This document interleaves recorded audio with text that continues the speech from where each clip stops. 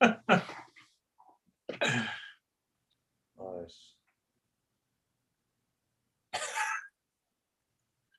And we are live, aren't we? Yeah. That's live again now. Well, I think we're on. Oh no, we are. Okay, sorry about that, folks. I think I talked so much about the limbic system and computerized minds and processors that I did some damage to my computer. Fight or flight. Fight or flight.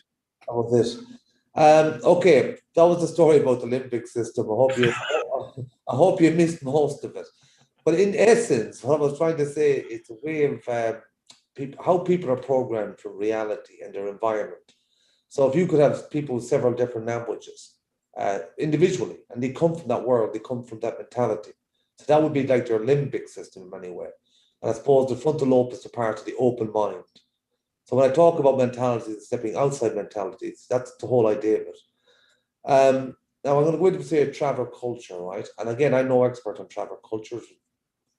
The variations, and it's different, but everything has an origins. And like I mentioned earlier about the travelers, tinkers, itinerants, all the different labels. I think we got to a starting point, not a starting point, but something once happened that caused a catastrophic effect on the island. And that's when Ireland was particularly one mentality, and then it became something different. So I think it was around the Elizabethan conquest and the Tudors conquest that Ireland started to change, and this new mentality had come into play, and it had started off in a place called Dublin. Now, it would have been very difficult to find travel culture prior to that. That's going back a few hundred years, because the whole island would have been mostly of travel culture back then. Slightly different for now, but very similar. In other words, the family traditions, the self-belonging, the traveling, the nomadism, all of this is linked to an old society, a different way of thinking, a different mentality. Some people call it the Celtic mentality, but again, it's only a mentality. Like they went from pagans to Christians. Same people, different mentalities. That's all that happens. So I think I'm going to let Dylan talk a little bit about maybe the Pale and the conquest, because some of the ideas went into that conquest. And this is why you're wondering, why are we talking about history? And again, we're linking it to this present moment where there's people dying and they're being institutionalized and abused by laws and systems that we believe has an origins, but it's not from Ireland. So if it's not from Ireland and it's here, why is it still here? Why is it still doing the same thing it had set out to do centuries ago? So that's why I think Dylan Foley's been masterful in giving me this kind of context and understanding mentalities also, because it has a history. Mr. Foley, would you like to tell us something about the conquest? Okay, well, did you ever see somebody? I remember sci-fi once where, and this is a thing. I remember sci-fi where it said that the war had started so long ago that nobody could remember what it was about. If you know what I mean, and it just was rolling on. But now nobody can remember even what they were fighting for in the first place or how it actually began. And Ireland is a very good example of that, because quite literally the wars that started in Ireland have gone on so long. They've gone on so long. They've changed over time. Nobody can quite remember what's going on. Nobody can remember what the situation was beforehand. What was the conflict back then? Say you had mentioned earlier. Sorry, you had mentioned earlier about that the geneticists, for example, when they go to take some information now, they had said, well, oh, the travelers must have split away from the settled population at some time in the past, and their only question was when would that time be? Was it the time of the Elizabethan conquest or was it this time or whatever? But of course, there's an assumption behind that. And that's that Ireland was always full of people who have the culture that we now we're calling settled people, like we're calling settled culture, whatever you want to call it. That was always the majority culture in some way. But that doesn't make sense in a country that we know was conquered from outside in the last 4 or 5 centuries. That it doesn't make sense that it's all that before the conqueror came, that it was all the same as it was after the conqueror came, if you know what I mean. So there is no settled population, just like there was no name for a people called travelers before 4 or 5 centuries ago, if you know what I mean. And in fact, they're both fairly, even newer than that. So so that's why we're talking about history, because we need to understand where the mentalities that you're describing, why why is this a different mentality over here, and why is it that we're even describing traveler culture as being, why is it this culture here is different and in a minority, and why are the settled people, who are the settled people and where do they come from, is the big question, isn't it, that we'd like to answer. Well, you've learned anything because you went to university or college and you got a degree in history. Would you have made the connection? Would you have seen, even studying at that depth, the traveler connection outside your door and the history that you're reading? No, not directly at the time, because it's okay. Well, that gets a little complicated because the because it's created from the conquest, isn't it? Sorry, the archaeology and history had been constructed the other way around. Are we gone again? Are we?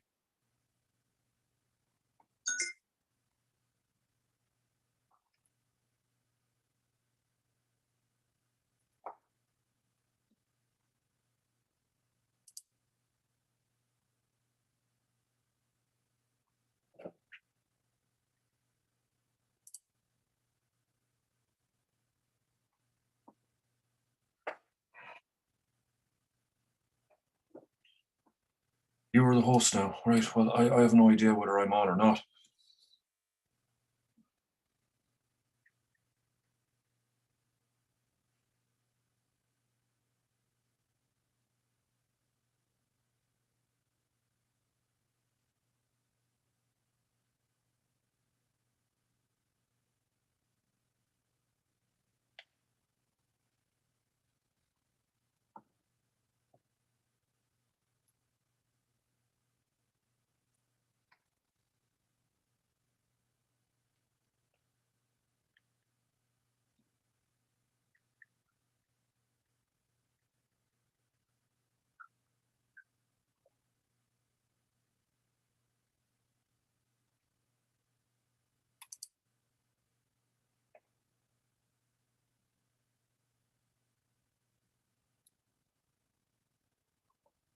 Oh.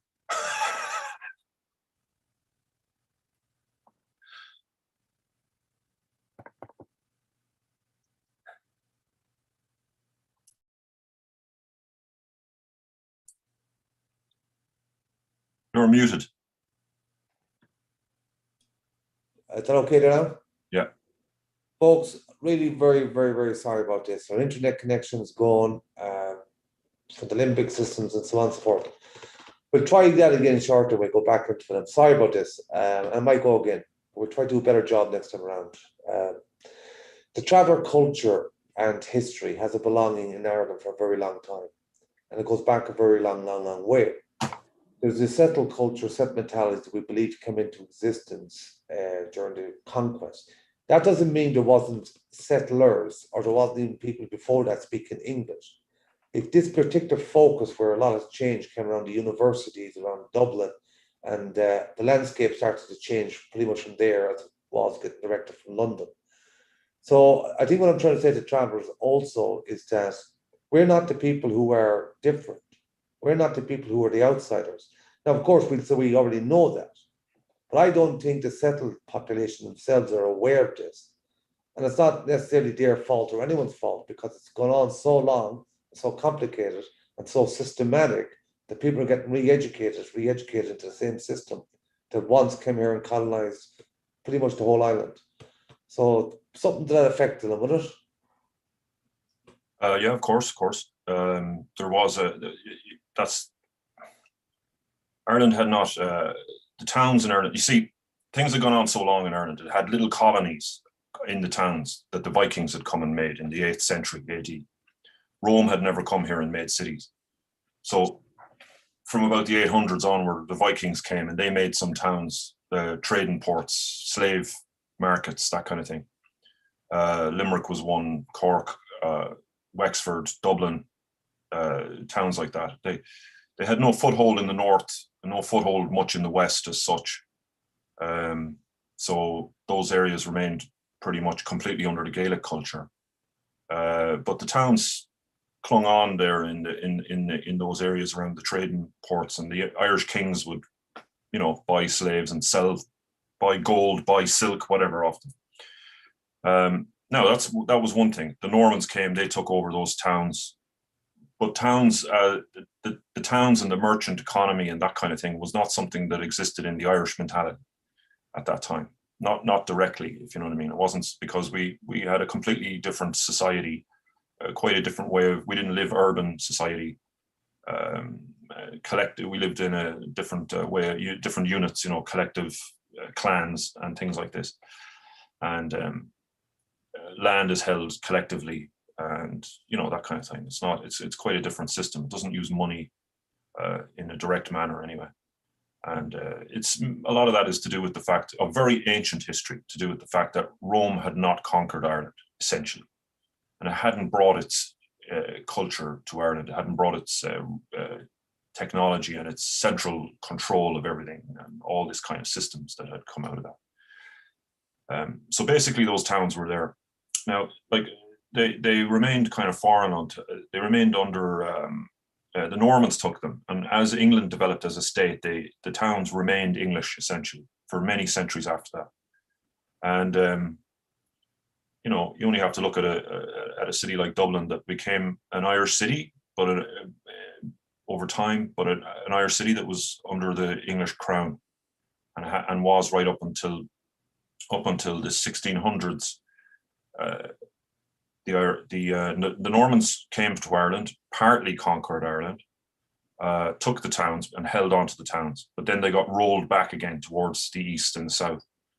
And they either blended with Irish culture and joined in, essentially married into it. That's the old saying about them becoming more Irish than the Irish and all that. But essentially, they got rolled back towards what we call the Pale, which is essentially Dublin County. And that area remained under English control. And it's there that there was what we would call an Anglo-Irish or an Irish mentality developed. It wasn't English, and it wasn't fully Gaelic either. And it was a bit between the two, because it was there for centuries. And when the conquerors came, a new type of them, when the Protestants came in the 1600s or in the 1500s, they started again from Dublin to this time they were determined to reconquer the whole country. So it's about that time, about 1540 onward, that that this new English regime under Henry VIII and that decides that they're going to conquer the whole country. So they send in armies and that kind of thing. But when they do that, the conquest of Ireland is enacted through Dublin. And it's enacted, there's not just the English involved, there's also the Old English, as they call them by then, who are Catholic and are mixed with Irish culture to some extent, and with Normans and things like this, but actually have lived for centuries within this barrier they call the Pale, which was literally a wall in some parts, and was actually a ditch and a bank and defense lines, if you know what I mean, that ran along roughly the area of Dublin County as we know it now. Now, we all know the phrase in English that it went into the English language, that that within the Pale was where civilization was, and beyond the Pale was even now means that things are crazy and you can't understand them out beyond the Pale. Isn't that identical to right across the board where that mentality went? Say the colonial mentality. Everybody was uncivilized. Everybody was savages. Everybody needed to come under this new mentality. Yeah, so I mean, they did, at that time, even as late as the 1500s, they quite often didn't know what was in the west of Ireland, and they didn't have it on their maps. They would just write along in the map. They would write along the blank space on the map, say where Mayo or Sligo is now. They would write, "There be wild Irish." Yeah, and that's all they knew. They knew there was wild Irish out there. That's what they called them. The English had a name for two types of Irish, which is an early version of what we're talking about, of mentalities. The civil Irish were the ones that were actually what we were saying are Old English, but the civil Irish were the ones that were living in the Pale or in the towns. And the English would have seen them as different to them, even if their ancestors had been also English, if you know what I mean. Yeah, yeah. But they were now different. They'd been here so long. But they lived in towns, and they always would have said to the English, they would have said, "We're not like them outside the walls. We're different. We're civilized." Yeah. So that's the beginning of the settled mentality, if you know what I mean. It's the one that lives in the urban areas or in the space in the Pale that was loyal to the English crown, mostly, at least the systems were. A lot of them spoke Irish as well. But and it wasn't such a big deal until Protestantism came along, and then it made a sharp divide between England and them because they remained with the old religion. However, they remained civil. So you'll often see in English documents, you'll see things saying, this man here, we were talking to this man, he's of the civil Irish. And they mean by that what we would now call settled mentality, essentially. One, they could interact with him and understood him because he would have had that education that would believe in, he would operate as an individual. He would have merchants are very important. Money, more like middle class, but go on. Yeah, it's a similar. Well, we would call it middle class because it is that, because it was to do with like land is to be privately owned. You compete in a capitalist an early capitalist market in order to acquire goods and merchandise, and you know what I mean. Like you take stuff off people, and that's how you make money. And money is what it's all about, like kind of thing. So that was a different way of looking at the world. And that's the one that those towns understood. And then outside the walls, say the walls of Kilkenny, all the towns had walls for that reason. And you needed a pass to go through the walls. Like if you were outside the walls, you were Wild Irish. And the Wild Irish just means they're actually just the natives. They're just the people who were already here, if you know what I mean. But the Wild Irish, for example, a passport couldn't go. You needed a passport to go into Galway to get through the city gates. Oh my God. You needed a pass to get into Cork, and you had to be in Galway. I think the Wild Irish, as they call them, weren't allowed to stay beyond, unless they had special permission, weren't allowed to stay after darkness. And of course, these restrictions became more of an issue as time went on, because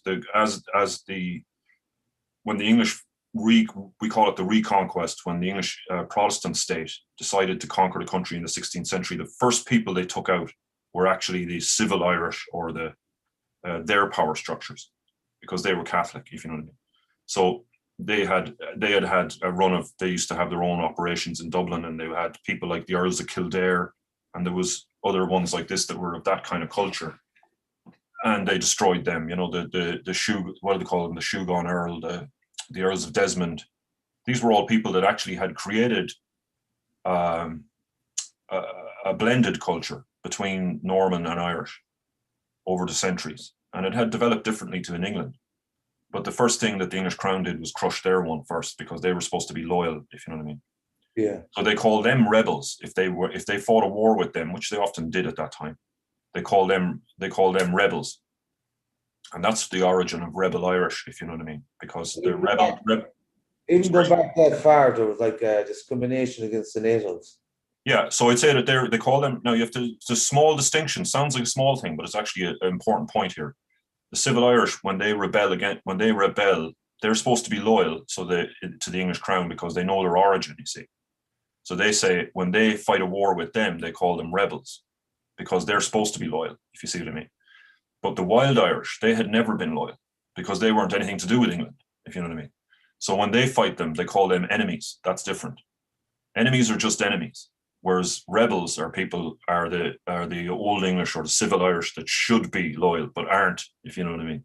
A quick jump ahead in time. I was looking at statistics there a while back where travellers get much higher prison sentence, longer terms, all of this kind of stuff, compared to the same crime, same convictions of a settled person.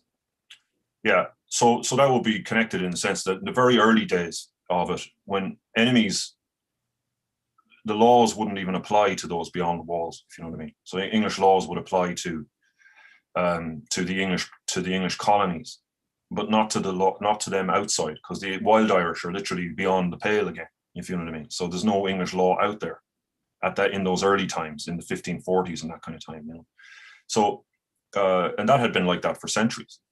They didn't have that kind of control. So you'd be correct that you could, because there's no law applied that way, there'd be no punishment. So there's a lawless zone between the English and Irish, which is always there, because, like, say, if a Wild Irishman is killed by someone randomly in the thing, like, whose court do you go to? And it depends on where it happens. So if he's killed in the street in Kilkenny, is there a comeback, or does he have any rights? And you know what I mean? So there was this kind of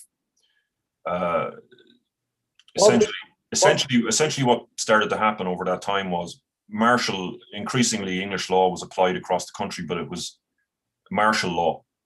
And as far as we're aware, for about 50 years, a lot of the country is under effectively martial law, which means there essentially is no law.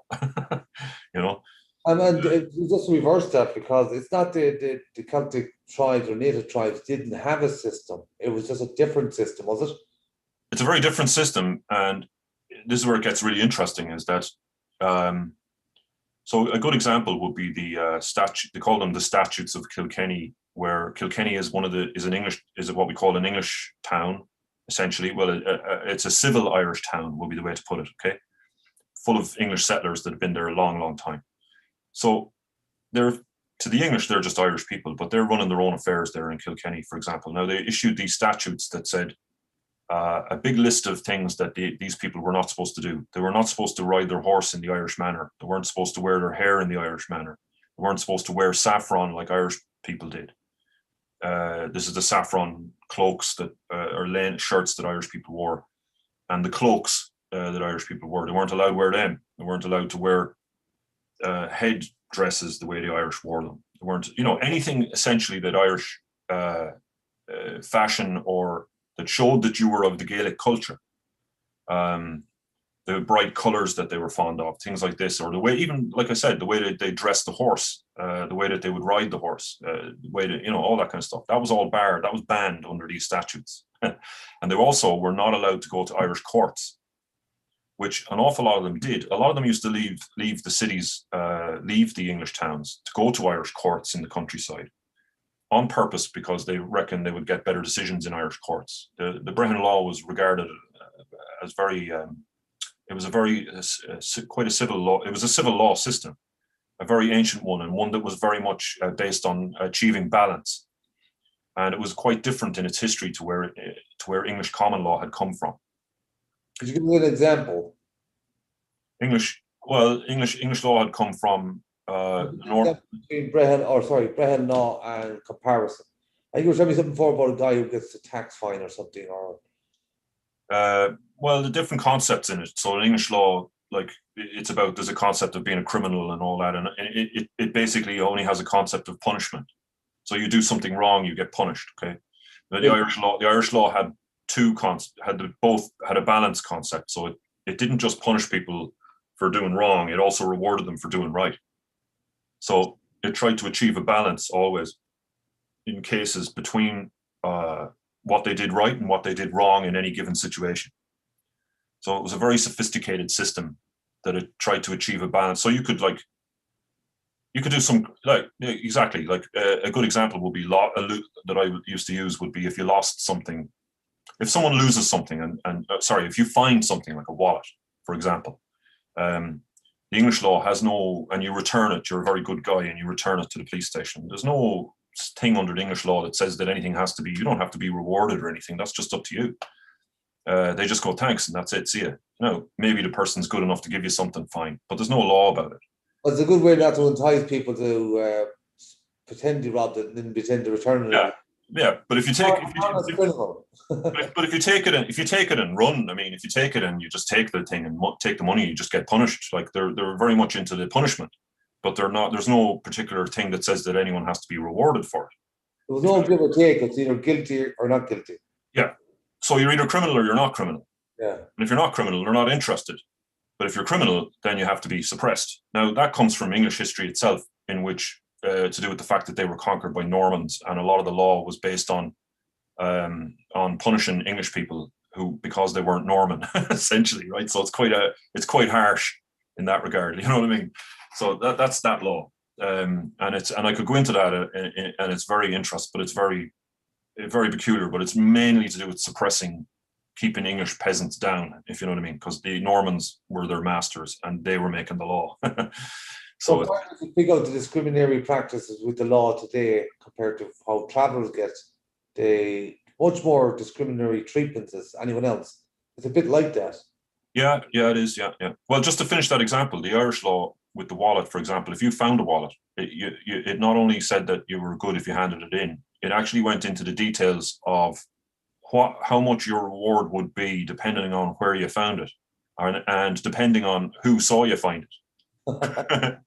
So if it was the case that loads of people, that you found it like in the middle of the street and loads of people seen you find it and you handed it in, you got like, you know, an eighth of the value of it or whatever it was, because, you know, you didn't have much choice but to hand it in, kind of thing. Yeah. But if you found it in the middle of nowhere in a forest and nobody seen you find it, and yet you still handed it in, you were entitled to like 2/3 the value of it, because you were obviously that was a much even more, you were a gooder person, however you put it. You know what I mean? It took a lot more for you to do that, because you could have just kept it. Yeah. But your reward is higher in that scenario. Now they take those principles and apply it to almost everything. So you might do one thing wrong and you might do another thing right, even in a particular situation where, I don't know, someone gets robbed or beaten up or whatever. But they would actually take it and go through all the things you did right and all the things you did wrong, and then come to a balance of what they thought that your fine should be. Then you see what I mean? So you'd be fined.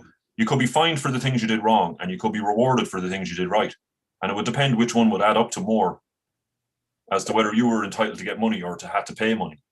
7 wrongs over 3 rights. Exactly. Yeah. So it was a very complicated system, and it was one that annoyed the English authorities, or I won't even call them English, the civil Irish authorities. It annoyed them greatly because their own people kept going to the Irish courts for that very reason, right through the Middle Ages. So one of the reasons that you had these problems between the systems was that what they like to call the wild Irish, they had a problem because their own people kept on going to what are supposed to be wild people. They kept going to their courts in order to get justice, because in many cases you were better off going to those courts than you were going to an English court. And it wouldn't have been just the courts, they would have had their own courts used against them, from you mentioned earlier about not dressing like the wild Irish, not copying their fashion, and keep away from them altogether. It kind of reminds me of the situation in Limerick, where you might have the Limerick publicans giving out about the travellers, or it's the media taking passing remark on how travel women dress or don't dress, and all this kind of stuff. Well, it tells us two things when you're a historian. It tells you two things. Firstly, it tells you that that's exactly what people were doing. They were dressing like Irish, and they were going, you know what I mean? It tells you that they were doing that because they had to make a law to tell you not to, if you know what I mean. It put away this notion that the Irish were backwards, uncivilized, and England came and all that kind of civilized them. But yet, they were down to embrace that culture, that mentality. So that was one of the problems, was that no matter how many colonists they sent into the country, a lot of them were joining into the Irish society. And so it was going against their narrative or their story, as they're trying to conquer it with their own mentality and bring that mentality to the front. The problem was that every time they put colonists in, they were switching mentality and joining our one, if you know what I mean. So that was a problem, and that had to be, so they made laws that said that it was illegal for you to do that.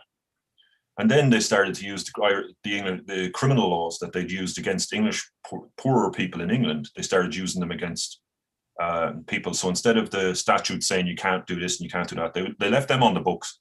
But then they started using the laws that were vagrancy laws that they'd already started using against poor people in England.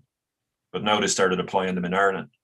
But of course, in Ireland, that's not applying to your own people. What they were doing now was applying them to what they used to call the wild Irish, if you know what I mean.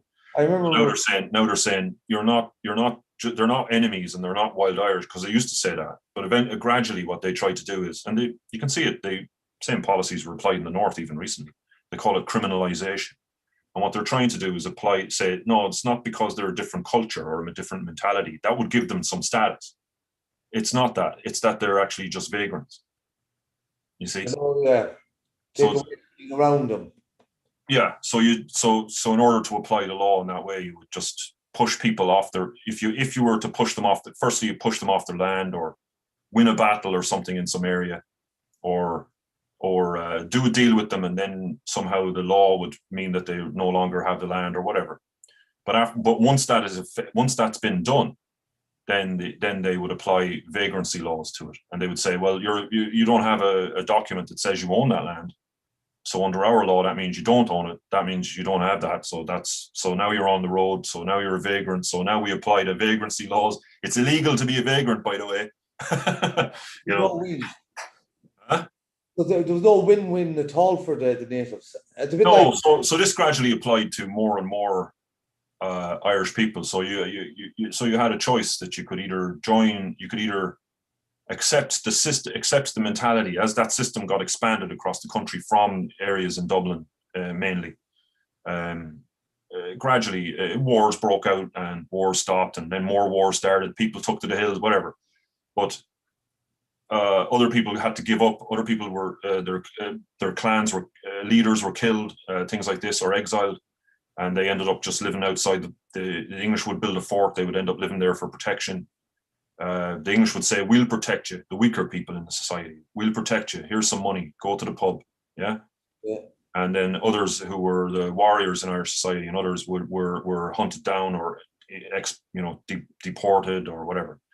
But we gradually extended a mentality across the country that we would call over time the settled mentality, or the civil Irish mentality of the towns, as the English used to call it, gradually becomes more and more of a dominant one through the last few centuries.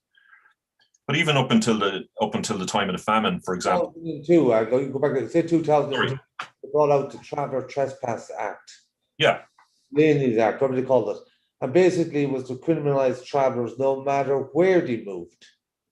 And they said they criminalise them if they move from a 5-mile radius from wherever they're at. Yeah, exactly. So that's no different to a law brought in we know the laws brought in Spencer's time in 1580s and 90s. 400 years ago. It's unbelievable, but it's true that like at that time the laws were brought in that I think you had 3 strikes and you're out, wasn't it? If you were found wandering around, as they said, and in your own country, but if you were found wandering by the sheriff and by the English sheriff, and you were not supposed to be on the road or didn't have a pass, or you had no master who was vouching for you, that they recognized, you were, I think the first time warned or struck or whatever. I think the second time whipped, and I think the third time was execution. So, how much it's enforced, I'm not sure, but at the end of the day, this was purely for moving around without express reason to be doing so. So that was martial. You see, this country at that time spent something like 60 years under martial law in different sections. And so movement itself was criminalized. And yet at the same time, they were saying that the Irish, they constantly pushing the idea that we were all nomads. Do you know what I mean? So on the one hand, they're always moving. On the other hand, it's criminal to move. If you know what I mean. Yeah, oh, trust me, I know. Yeah. So this is 16th century origin of, you can see what they're trying to do there. So as soon as you stop moving, you stop being persecuted. If you know what I mean. As much.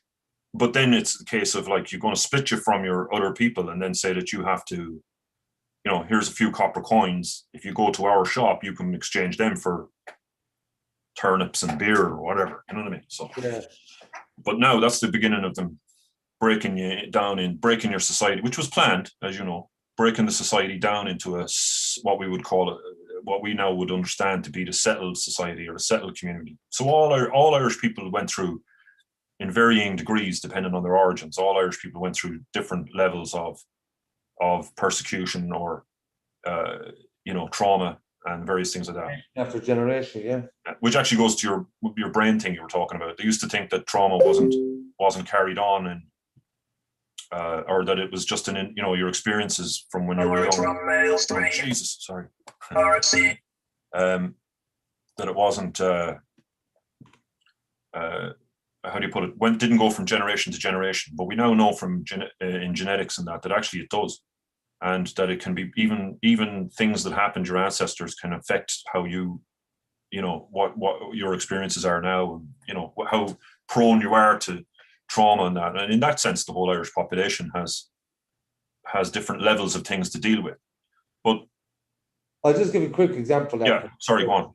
And travel terms, because I would know now myself at this stage that I too have gone through trauma one way or the other. Because for most travelers, it's a lived experience. Yeah. There are people who are older than or dying younger, they shouldn't be. People committing suicide. And that's constant trauma because you're living with it. And then when we look back, our parents had it tough. My own grandmother died beside the road in the fire in a tent. Others got killed, others got shot, others got lots of trauma.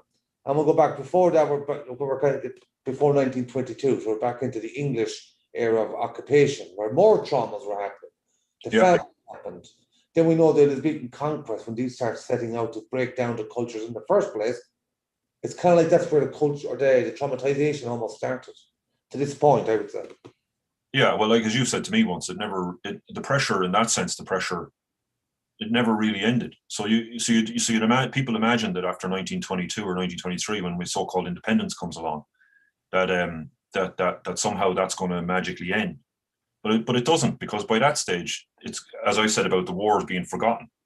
By that stage, the population, the majority now was so much mixed into the English mentality, mixed English-Irish mentality or whatever.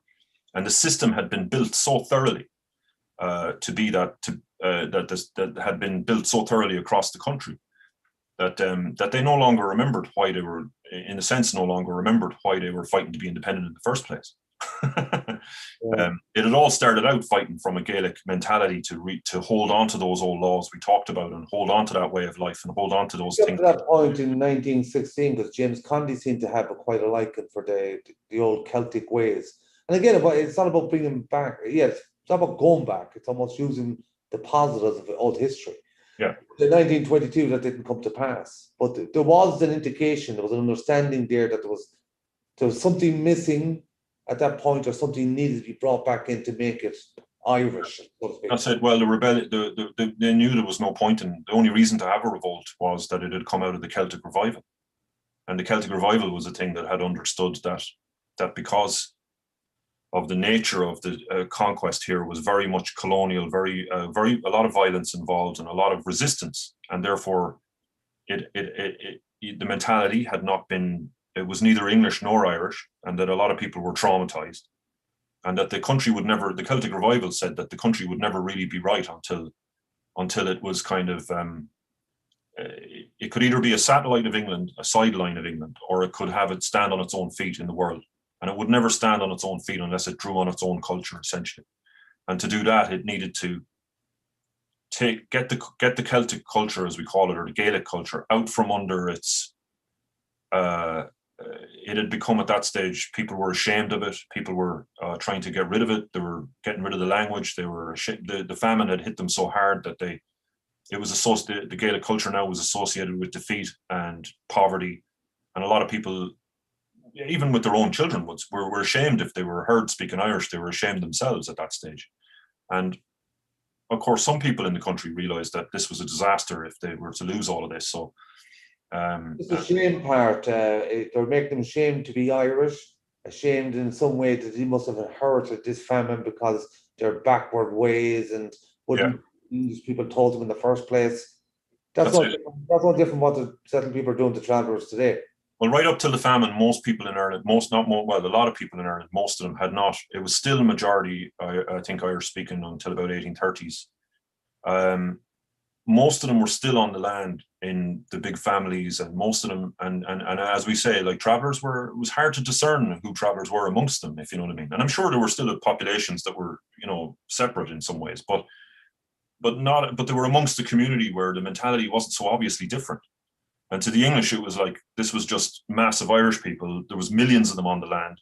Well, if you just look at it quickly, that picture behind me, if people are thinking in today's terms, we're not thinking about going back to them kind of times, as so to speak. But if you flip it in mentalities, that particular lifestyle behind me would have been the Rolls Royces of the road of today. Yeah. That would be the high living elements of society. So that mentality that goes with that. That's why I talk about the mentality. I don't want to overly confuse people. We're not talking about going back. We're talking about what has survived, what has come through the corridors of oppression and so on and so forth. Sorry about that, but well, look, to be honest, I mean, if in the bad times of the 18th and 19th century, if you had a horse or if you had anything like that, you were actually doing pretty well, compared to a lot of people who were living literally living in holes in the ground. in the 1830s. We're at the point just before the famine where there's 8 or 9 million people in the country. The population densities. Oh, here we go again. The population densities in along the band of the border, the Monaghan and Sligo and all those kind of places are crazy. You know, they're kind of like you know, maybe not quite like it, but similar to like India or something. It's not urban population, but it's very, very high density rural populations. Population of Mayo is higher than Dublin at the time. Wow. You know, the main populations are in the west, not in the east. Everything is backward. Even in 1840, everything is backward to what people think it is. Yeah, but it's something Sligo to 187,000 people in it in 1840. You know, and there's only 60,000 here now. So that meant the mentalities we're talking about, and a lot of it had still been intact until that time. But it's the famine really that hits a lot of the famine is the thing that breaks the culture to the point where the settled people, the trauma turns them in on themselves, and they now are ashamed of everything that reminds them of being Gaelic. Yeah. You know what I mean? And they get rid of the language very quickly. They emigrate to survive, and they are very much see everything as being modern, and in the future is either English or foreign in some way, but mostly English. And the idea is that success is joining the English culture. Success is getting rid of anything that reminds them of Irish culture to some extent. A lot of it's unconscious. Not everyone believes that, but it's not everyone has the luxury to think that the past, you know, to understand the past or to think it was a great thing or whatever at the time. Yeah, it's well, mostly just intellectuals who do that. You know, I would see that myself even among travellers. You know, one, you're getting the element of being ashamed, always meant to question who you are. And again, if you're in the education system as a traveller, you're not linking, you're not getting that kind of what you should feel you should be getting, but you're not getting. You're missing something. Something's been taken away. So it's a bad experience because it's a clash of mentalities. And then we go to society. You can't get beyond the confusion of, you know, the whole human aspect of it. People get discriminated and fixed with racism. And I'm not saying we're all victims one side, but it's an historical thing that seems to be constantly in play, whether people know it or not, or even aware of it. Well, I think that what we were saying, you know, in 1963, when that report comes in, and it's a terrible thing because it decides that it's, you know, to bring in the restrictions on movement, and travelers are going to be are a problem, and they're going to have a solution. They're going to make them into settled people and all the rest of it. But a lot of that is probably born out of well, firstly, that's the state doing what the state does. As we know, it was constructed out of the English colonial state and all the rest of it, or out of the civil Irish government of Dublin, which had never really been in charge of the country until 1922, not on its own. It was never the capital of Ireland until 1922, in anything independent, if you know what I mean. It was always a foreign place in that sense, you know what I mean? So it's only a new thing to it. So it's only 40 years after it's in charge of the country on its own, that the best thing that these are people descended, if you think about it, a system, never mind individuals, but a system descended from that civil Irish mentality I just talked about, that came from the old English colony. The best thing they could think to do with travellers would be, well, they're like wild Irish, aren't they? So the best thing we can do is make them like us, because that's the best thing we can do for them. Because if they're like us, then they can be successful, you know, in the system we live in, you know. And so even the ones that are well-meaning, we're still enacting a thing. And I think if you add that to the people who are traumatized by the famine and stuff, who also mightn't be conscious of it, but we're like, oh, look, you know, the Irish language, things like that. Why would you even want to go there? That's just get you nowhere. Nobody wants to know about that. That ended in disaster for us. And most of us ended up dying in the process. So, and they didn't, it was so bad that the English weren't even involved in a sense. It was like that, we brought it on ourselves. And so let's get away from that. And so the best thing that they could think was, we have to modernize, and we're going to do all that kind of stuff. And so, like we described, after the 20s and 30s, the Irish state itself does a thing that's classic, but it now takes over the process of de-Gaelicizing the country. And that includes people who speak Irish language, It could be on an island off the west coast. They mightn't be travelers at all, but they might be just fishermen or something who live in a, you know, whatever they are. They might have bits of Irish. There's people in Donegal, there's Gaeltachts, there's whatever, the remnants that are left. And you're always speaking about the mentalities and about taking a step outside the mentality. Yeah. So like if you were to put the mentalities up in front of you and you could stretch it out, you could say it almost started here because we're speaking the English language. Yeah. That's a starting point to figure out where your mentality came from. So when you establish that, you'll see it came from, say, let's speak in Conquest, Dublin. All these instances happened right up to this very point. Now, I think what has happened is that it's become, because the English system itself was so rigid and so kind of used to suppress people and to keep them down, because even the people who came up with this language weren't always speaking it themselves. One ancient reporter, he was a philosopher, he had to apologize for writing in the English language because he felt it was too dumbed down to explain the words of emotions. And yeah. So they were writing to the royal family. So this is what I'm trying to think in terms of if it was used to suppress people and then it came to Ireland, then it was used through the institutions. Everybody had to learn English. And then it became the public schools for the masses, the universities and a little bit better schools for the middle classes, and then the elites controlled the high end of it. To me, it's like one continuous 500-year-old system that never changed, from colonization to capitalism. Absolutely, yeah. No, you're right. It didn't change. That was the point. 1920s, it didn't. None of that system was changed. And in fact, you look, 1963 report on itinerancy, isn't that it? Yeah. It as you know, and we looked at the beginning of it, it expressly says that the one thing we're not going to look at in this report or to take into account in any way is the history. So when it comes to dealing, why would you do that? Do you think, consciously, subconsciously, there was something there? Well, I think they probably thought we're going to open a can of worms there, because it won't be just about travelers then, will it? It'll be about the entire history of the country, and it would also open up things to do with questions about where the settled people came from. Because the one thing that couldn't be questioned, and even until recently, as you know, is this idea that people take the identity then, you see. As I said, after the famine and the trauma, another part of it was that even the Irish that weren't descended from the civil Irish in the towns, through the identity across them of we're all civil Irish now, we're the normal Irish, you know what I mean?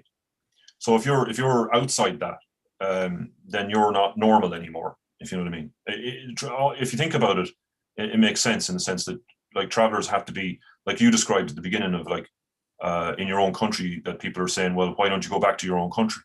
Or where did you come from? Or even as you would have said, even academics asking weird questions like where do travelers come from, and where does, you know, like this kind of thing. Well, how did it get to that point where they're so confused? But really, it's not confusion. It's because an identity issue where the new Irish state had to in its thing of being modernized, it has to say we're normal. The settled Irish mentality, which is very close to the English one, is that's the new normal mentality. And the Gaelic thing, we like that, and we like that Gaelic language and all that kind of stuff, because that's what it was all about. The fighting was all about beforehand. But we're not really going to address it. We're not really going to bring it in. We're not going to look into the law. We're not going to look into what happened before independence. We're not going to look at what happened under the colony. We're not going to look at because it would bring up questions about where did we come from and how did we get to be in charge of this? You know what I mean? And, so you can imagine there's a lot of it. Now, a lot of it mightn't even be conscious, but it's there in the background, isn't it? It's like, well, we don't really want to get into that because that could get tricky, you know? Plus, so the best thing we can do is, if that problem will go away, if we get rid of anything that reminds us of that past, if you know what I mean, essentially. So once everyone is settled mentality and nobody can remember what happened before the conquest, then or before the independence, then sure, that problem will just magically go away, won't it? It's fascinating to some extent, although we are kind of a new country because it's supposedly 100 years into independence, but not that it ever felt like that at any stage. But isn't mind-boggling because from the travel perspective, the guy that has no education, the guy that didn't know degrees, all that kind of stuff, is to see highly scholarly people, whether it be the linguistics, whether it be in one form or another, traumatization, history, all these lovely titles. And yet they're nowhere near us in terms of statistics. It's like if we don't even exist and they're in this mentality looking out thinking they're the normal and we're not the normal. Then Yeah. how did they get that far in the education system? What have they been teaching you in there? It's a good question, but I think it's because I think it's became so. Well, firstly, like we described, the English Irish or civil Irish town identity, if you know what I mean, of the old English cities had been here since the 12th century. Yeah. So for them in Dublin, for example, that's true. They've been here a long time, and for them, that is the reality, if you know what I mean. Like I'm there. Like they could say after 4, 5, 6 centuries, whatever. Yeah, I'm Irish. My family's here centuries, but their culture would be semi-English, if you know what I mean, to someone who lived out in the west of Ireland. Do you know what I mean? Or Yeah. So that was okay. That's normal. That's okay. But it's what has happened that's made it weird is that it's that the state imposed this thing that that culture in Dublin is the normal one, and everybody else is not normal, if you know what I mean. Anyone in the rural Ireland, as they call it, which essentially in my book is, from what I understand, I would think it's a direct rural Ireland is a direct replacement of the old Beyond the Pale, or the old description of there be wild Irish beyond the pale. So when they're on the radio these days and they say that there's that when they talk about rural Ireland, what they're shorthand for really in their minds, the concept in their minds, I believe, is exactly the same as Beyond the Pale. That it's not civilized out there. Wild Irish. And there'll be wild Irish out there. And there's not really any point in sort of doing things that make sense with it because its culture is different. Now, they're actually kind of correct in the sense that it is different.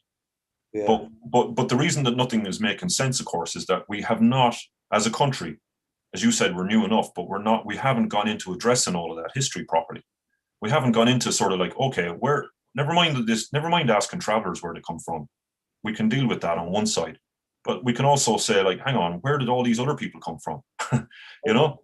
We'd be quite happy if they asked themselves where did they come from. And if they figure that part out, then they might figure out who we are, as opposed to putting all that time in asking who we are and not asking who they are. So as we step back each century in the history, the country changes. It doesn't always stay the same. It's not always the same thing. There comes a point about 5 centuries ago, as you know, where what we would now call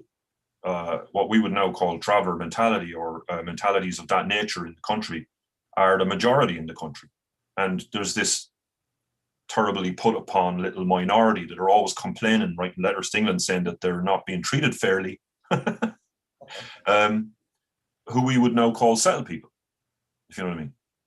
But at that time, they're more obvious because they're just in the towns and they're writing letters all the time saying that these terrible people out beyond in the hills there that move around on horses and stuff and live in a different world to us and all the rest of it. It's not fair. It's not fair because they won't do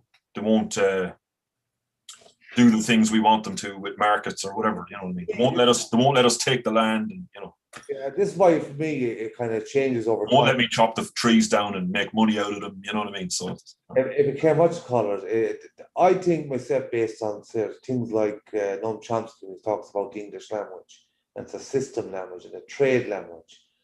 And then it becomes, when I see the institutions, how from very young ages right out to the far end of it, that system, the education system, is highly motivated in discipline. No, sit down, get your scores, do your maths, make top of the class. But the point I'm making is that since the colonial system to this present day, regardless where it is in the world, once it has an English link to it, is constantly almost like in an automated, systematic mode. Sometimes when I see the settled politicians, or anyone else for that matter, I'm not sure which is driving which. Are they running the systems, or is the systems driving them? Because most are dedicated at a young age into their professions and wind up that kind of rank. So when I say it's systematic, I'm trying to say all words. Is that I don't think the blaming anymore is going to help. I think it's something that just went above our heads, but it'll be something terribly shameful, a part of the Irish government, the state, and people in general, not to recognise the distinction in the cultures, distinctions in the mentalities, and what they once meant to people and the country in general. Yeah, well, that's it, isn't it? I mean, we did try to get independence in the country and that kind of thing, but there was I mean, the reason it came out of the Celtic revival, like I said, and there was a reason that a lot of the people and smart enough people involved in that, including Connolly, as you said, who had recognised that there was a link between the exploitation of the environment, the exploitation of the working people, and all that. And obviously, Connolly was a socialist. And but he recognized there was a link between the socialism that he was envisioning as a very futuristic thing for the state, that would make a just country and all that. But he also knew there was a link between that and the Irish past. It's not that the Irish in the ancient days were literally, they weren't Marxists, if you know what I mean, or weren't socialist. Yeah.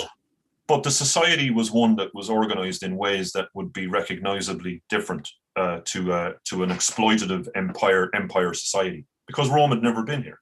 And therefore, I would almost say we're the original socialists in some ways. Social society, social order, which seems to be very clannish, tribal to start with in the very beginning. Well, there was certainly things that were held, certainly certain basic things were held collectively that Connolly recognized and would have agreed with, and would have been recognized by even modern socialists who came from outside the country with their new fangled ideas, if you know what I mean.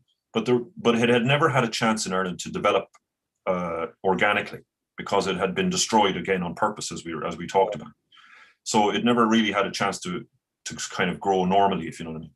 But he would have recognized that, like I showed you a quote from, I think from 1519, is it, where a man he's reporting to Henry VIII, actually, and it's actually before Henry VIII switches tack to be Protestant, well, to break from Rome. But he's the one who reports that he says that he's in the Pale and he travels beyond. He's trying to travel beyond it, and the English, the civil authorities in Dublin are saying to him, "Don't go out there. They're all wild and crazy." You know what I mean? It's terrible. But he says that they say to him, the Irish he meets that are from beyond the border line of the Pale, that they say that we're brutal because we make private property of what's just naturally provided. In other words, water, trees, land, whatever, that kind of thing. Yeah. That we make private property out of that, and that they live in more accordance with the law, with natural law, because they believe that all things like that should be held in common. Now, that's a bit like that's almost the same as manifestos. That's almost the same as manifestos many years later. Yeah. What we would call socialism. But it's not that they're not directly linked in that way, but it's that it tells you something, because later on people bluff that it's all about religion, it's all about this, it's all about power or whatever. But even in 1519, a very long time ago, 500 years ago, actually we're just past the anniversary of that. So that's what, 500 years, is it? That I can't count, but it's that long ago that at that time the Irish knew what the actual war was about at that point. It hadn't been going on so long that we'd forgotten. And they knew that actually what they were resisting was a mentality that took the land and pushed people aside and made it that one man owned all this, or the crown owned all that, or that, you know what I mean, that communities didn't collectively own natural resources like water and I don't know, trees that provide nuts or whatever it is that land for grazing horses. So the Irish mentality believed it was free for all and not to abuse it. Yeah, well, it was a complicated system, as you know, and it was held by various clans, and there was power structures, and there was all those sort of things. But no one person in that system was able to take all that and then charge everybody else. You know what I mean? It was no such thing as that. It just didn't even exist. Yeah. Everyone could have a house and everyone could have food, because those were the law in the Irish zone. That was the Gaelic world. Hospitality was compulsory. People grazing animals was access to the land for need was compulsory to be given, if you know what I mean. There was no such thing as fencing it off for an individual. Maybe for a clan, they could own things, but not. And even then, it was rotated, and it's a whole story in itself that I won't go into. But it's, and you would know a bit about it yourself. Obviously, it's just that, again, they're very clear even in 1520. Historians later on try to claim that it's all about these other things and it's all about this and religion and everything. But actually, that's a very clear, and that's an eyewitness statement from that time. So that's a very, very clear indication that the Irish were very well aware that it was the privatization of the country for profit and pushing them off the land. That is what the war was all about, that started in 15. It kind of goes back to what I say about mentalities, historical mentalities, because sometimes we just can't understand the settled people, particularly when you're grown up anyway, when you're completely in a more tribal mentality as such. You just can't get your head around them, because some of them wouldn't be able to put up their socks at the best of times, kind of. And they'd be looking down at you and making you feel that somehow or another you were born superior to, and not that you get over. It's hard to explain. But with the mentality historically, I think I get you. What you're saying there is that our view of the settlement mentality is a bit slightly. We think they were backwards, and not the other way around. They think we're backwards, but they can't understand the conditions, environments we're forced to live in. But even when they live at their best, we still think they were slightly backwards, because they're all very individualized. It's all about the one, or the very few, of that kind of thing. It had nothing to do with community, or nothing to do with respect or honor or families and so on and so forth. Yeah. There was a very old account that I used to look at. I remember I told you, and they would come in and build a stone house and then lock themselves into it. This was from the Irish. The Irish at that time, looking at it, would see an English settler come in, and there mightn't be any big battle or anything. It's just that they would come in and they would live in some place. But your man would build a stone house and then a wall and then hide himself in it. And you never see him. And they used to call them badgers because they never had the doors open, if you know what I mean. And they'd lock themselves in there and then pile all the goods in there. And the Irish couldn't really understand at that point. If it's not to mind that point, I can tell you right now. Even with them wagons there behind you, you'll be thinking, what good is that house there do for the rest of your life when you're going to die there and you can't move? Well, that's it. Yeah, exactly. I tell you, there's some funny stories like that, because there's guys. There was times it happened. Well, we called them badgers because they just, like a badger in a set, you couldn't get them out of it once they were in it. But what was really funny about it as well is they just leave them in it, because there were no threat either as long as they stayed in it. Like they weren't going anywhere, and they weren't doing anything. You know what I mean? And so they just bypass it and just ignore them. And I read in one really old document account of the English at one of the wars in about 1600s coming back in when they reconquer a big section of Connacht or somewhere like this, or maybe it's Ulster, and they find one of their own fellas who's been holding, from their point of view, he's been holding out for like 2.5 years or something, right? But essentially, the Irish had reconquered the area of the country that he was in. They'd retaken the area he was in years beforehand, but just ignored him. They'd just gone around him. So he was living in an English house. So he was living there, probably under the impression that he was holding out, and he's secure here. Yeah. And the lads were just walking by and God love them. Yeah. So they just ignored him, just take no notice of him, and just stay outside of gunshot range, because he might have been firing out the windows or something. But other than that, they never bothered to even clear him out or do anything like this. They just left him where he was, because he was actually on his own. But they just left him there because it was irrelevant. Like the fact he controlled a patch, small patch around his house. But that was it. But that's a mentality thing of like, they would, a guy with that mentality would defend his little house to the death. But from the Irish point of view, that was ridiculous, because he was just trapped in this little square thing. Yeah. Put himself in a box and just stay there. You know what I mean? And that was it. And sure, what good was that to anyone? No, so anyone who regarded themselves as a gentleman in Ireland at that time, or any big shot at all, could build a house or a castle or something like that, but would have all the doors open all the time, because that showed that you were, were providing a kind of hospitality. You know what I mean? Yeah. Well, there might be another part of that too, where because travelers are the best in the world too, and they have houses, and every window in the house might be open.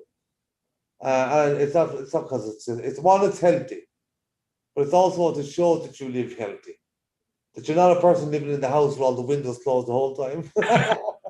That's what I'm just thinking there now, because we often do it ourselves. If you wonder why is all the windows open.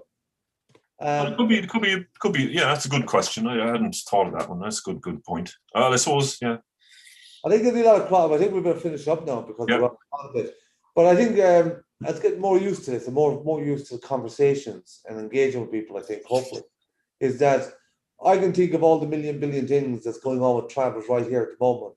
And when I hear you talking about the history and about the book of Jibin, or how the women might dress, and someone else might criticize it, or the men were doing something and they weren't understood by somebody else, and all these contradictions with mentalities going on are still playing out today.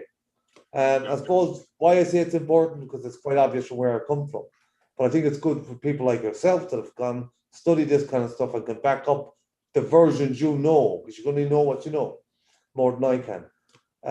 So that's the kind of combination we have. We're like ant and deck in some ways. Well, we can only run through it and say, well, does this make sense? Do you know what I mean? I'd say something. This is 500.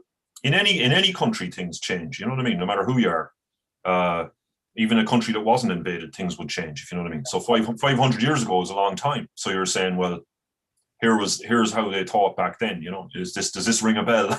Yeah, I believe that's one part of it. That's good, and that's keep the connection. Particularly we put into dramas, films, movies. The other part of that is not the remembrance of how things once were and how nice. It's remembering they haven't changed. Yeah. And reverse it. So if they were getting persecuted then, we're getting persecuted now, something didn't change. If they live like that, we feel like this, that means that didn't change. Yeah. That kind of. We made a list, and we can go through it sometime. But remember, I made a list of laws and their modern equivalent, where the Irish state is still making laws that are almost identical to laws made by the English state in the 16th century. So that system hasn't changed in many ways. No, it's kind of like I said, it was automated. Yeah. I don't know who's running who. Is it the education systems that's institutionalizing the people, or did it happened 500 years ago where the systems became institutionalized and it just gone like that ever since? Well, that was exactly what we were talking, isn't it? Like nobody took account of it. Everyone just goes, "That's just the way it is. That's the way the system is. That's the way it is." Yeah. And they never turn around and say, "Listen, we took it over, but we took it over for a reason where we were supposed to look back again and say, hang on, the English built this. Maybe it wasn't built to be good to us." Here's the other flip part to that, I think, that part of me believes is that given that it's an historical system and we're not we are suppressed and oppressed, but we're no inferior type. There is no inferior types of humans anyway, but we're not no inferior culture or mentality for that matter, because we got it in abundance with all sports and athletics and clans and culture and what we keep. I think the part of that should come aware to settle people is if they can't see that, they don't even know they're doing that. What other damage are they doing to themselves and the world over, given that's a colonial system that has gone the world over? Well, it's causing problems, isn't it? Where we're everything from the environment to the fact that we can't even save our own language. Well, we're having difficulty saving even our own language. Yeah. And they can't quite understand why it is we're having such difficulty, if you know what I mean. But I think that this is all connected, and that if you don't get into this, you cannot save the Irish language either. People criticize school. I didn't even see it so many times. They say you don't learn that at school. They didn't tell us that at school. No. Does that not give them a hint? What did they learn in school then if that wasn't the truth? And if the lessons they were being taught weren't the truth, what else isn't the truth? Yeah. Well, I mean, schools are okay as far as they go, but again, behind it, it's what's behind it. I better mention that part about the synergy and about the intelligence behind each system. I'm not knocking education. I think I know. For life, it's a tool. But there's something critiqued systematically deep in the disciplines of how people get that education. When so much they have it on tier systems, but also even do any distribution of education. So it seems to be critiqued and almost mangalized into an anglicized. Well, of course, because it's not any. It's not. It's just that none of it's been revised. Nobody went back and said, "Well, hang on now." Like I said earlier, nobody said, "Well, hang on, this was built during a certain time when the English were trying to make the whole country English or whatever," right? Yeah. So maybe this is not the best system that's able to revive the Irish culture. Maybe it's not good for Irish language. Maybe it's not going to be fair to travellers. Maybe it's not going to allow room for Gaelic society to the bits that are surviving for it to come back in any way, or for us to even understand it properly and how in the whole story that happened to us. If you know what I mean. But they haven't revised that, so they're still just operating the machine that was built to destroy us, as if this was somehow. That's why I see the politicians. I see no intelligent people will take over that machine because they're intelligent enough to know that they didn't come from it and don't know anything about it. But the politician with the tie, the market and everything is going so well and trust in the system. Yeah, you haven't got a clue at all. No. That's just a guy. He just got a hold of the English tractor, if you know what I mean. And he's just driving it around randomly, pressing buttons. Come here, we're going to finish up, my good friend. And again, people might think this is boring as Kanye or whatever you want to think about it. This is all part of a project and part of what myself and Dylan will be doing for quite a while. Again, I'll never be the expert on anything, only the things I think I know. And Dylan can only tell us the things he's taught and he knows himself and what he put together. And with that, we're going to go into the arts. We're going to try to create various different projects. Not for one side or the other, but to actually break down mentalities, break down labels, and create an understanding that there's an indigenous mentality and there didn't become the colonial mentality. But the vast majority in the colonial mentality did originally came from the indigenous one. And we need people to just relax a little bit, I think, more so than anything else. Not the idea. Yeah, that'll do. Yeah. Dylan, thank you very much for your time, my friend. We'll talk to you soon. Thank you.